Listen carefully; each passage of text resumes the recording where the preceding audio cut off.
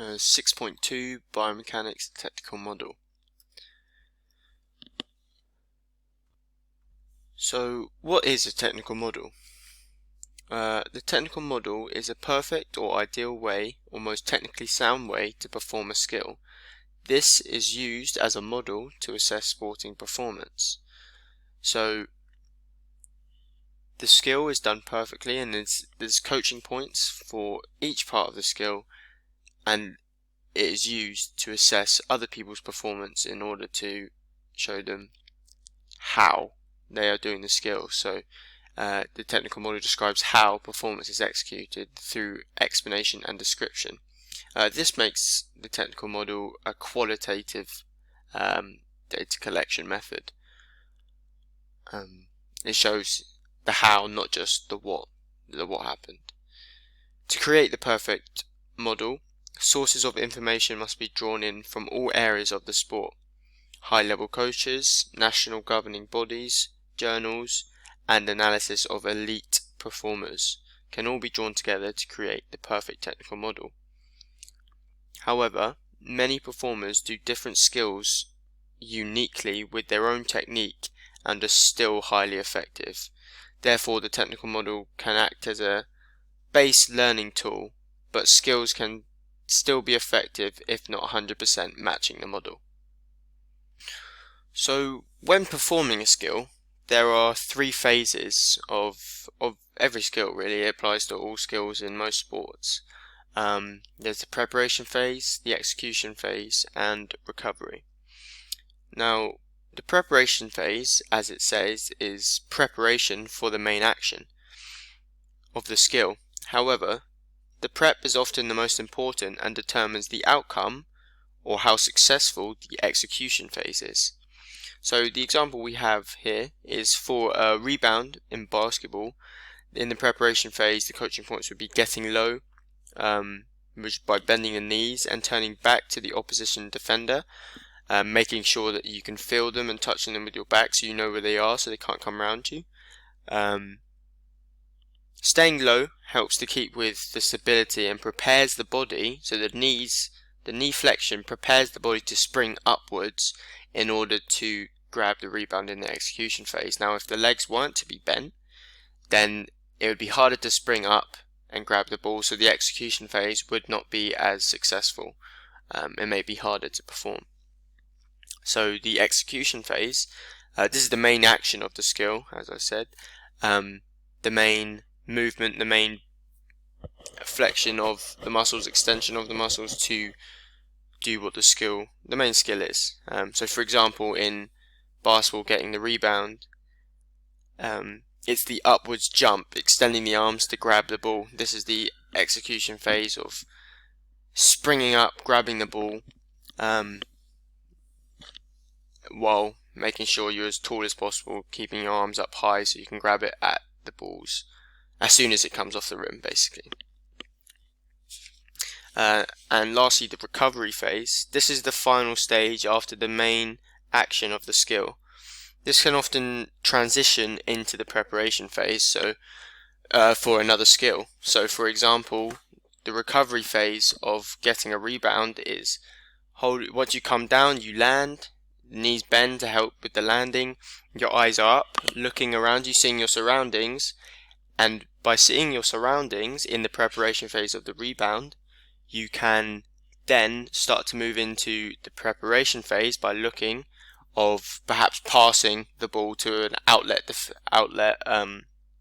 player off a rebound, or looking to dribble and do the next move. So the start of the recovery phase by looking and being aware can help move into and transition nicely into the preparation phase of the next skill of movement.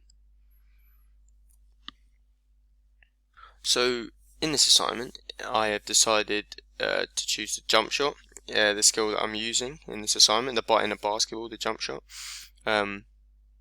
This skill is often used in basketball, and if done perfectly, can be one of the most prolific ways of scoring. It can be used from long distance to score 3-point shots, or it can be used close up when the defender is much taller than you, so you have to use a form of jump shot to score. Many players shoot with different technique. However, there is a general model that is used to teach and coach the basketball shot. This technical model for shooting can be used with 4 letters and acronym BEEF. This is balance, elbow, eyes, and follow through. This technique was, I first heard it from a very elite coach called Kenny McFadden in New Zealand, who has trained the likes of NBA player Steven Adams, and has played in America and played with many players. He's also trained many NBA players in the past, and I met him when I used to live in New Zealand, and he always used to preach beef.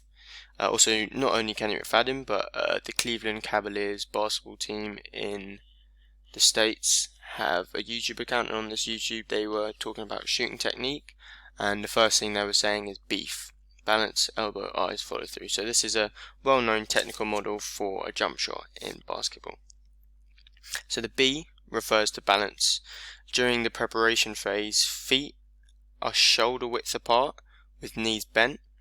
A lot of beginners forget about bending their knees and subsequently lose power when shooting. The shooting foot should only be slightly ahead of the other, only just a very small amount, as shown in the diagram. And holding the ball as in the what's known as the shooting pocket. This is the position, is just under your shoulder and tucked into your side about rib height. And this is what's known as the shooting pocket in basketball. So the E refers to the elbow. During the prep stage, the elbow is tucked in and resting, and with the resting hand holding the ball in position, so tucked in the shooter's pocket, like we said. During the execution phase of the skill, the elbow is brought upwards, lifting the ball, while the knees start to straighten. The elbow is at a 90 degrees angle, as you can see here, with the ball just above the eye line. Yeah, again, ball is just above his eyes, so you can still see the basket, which we'll come on to in a sec. The elbow is straight line with the basket, so the elbow has to be accurate. Once here, the elbow extends fully in a snap motion with the legs fully extended at the same for maximum power. So after the ball is brought to the head, it then goes into the second phase of the execution phase, where the arm snaps, with the legs fully extending now in the same motion. So it should be full fluid one motion shot. The ball is shot with the dominant hand, with the off hand only acting as assistance. So the off hand shouldn't have anything to do with the ball and its flight path. If so, this can affect the path of the ball and may mean that the accuracy is off, goes off to the left, goes off to the right, etc. So the second E refers to the eyes, as I was saying before. So throughout the skill, the eyes should be looking at the basket as a target. I mean, when you throw something, you look at where the target's going. It's no different with basketball. You look at the basket. Many players look at the back of the rim, just in the middle, but at the back of it. But often players say that you should have one spot that you always look at on the rim when you shoot, and for many players this is the back of the rim. If you're not looking at the basket, your accuracy would be off. As simple as that. For F, this is the follow through. So at the end of the execution phase, it is vital for the player to flick their wrist in a gooseneck motion. This provides backspin on the shot and helps with its trajectory.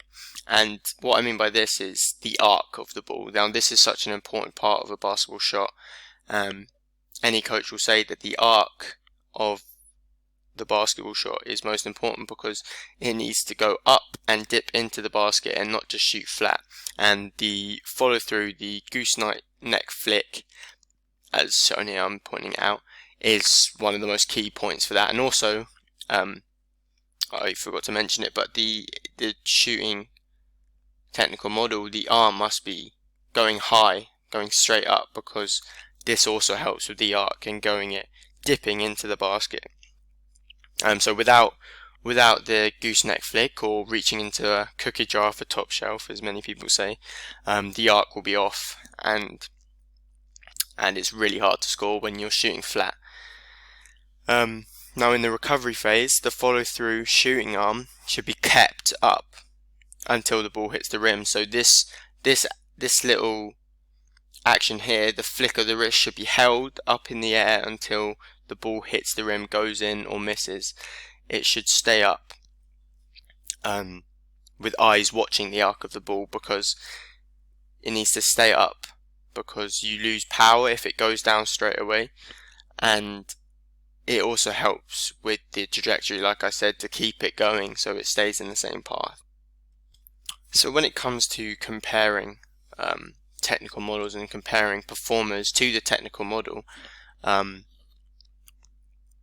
collecting data and ways of collecting this data for the qualitative ways is very important. So using video clip analysis is a big one for the technical model.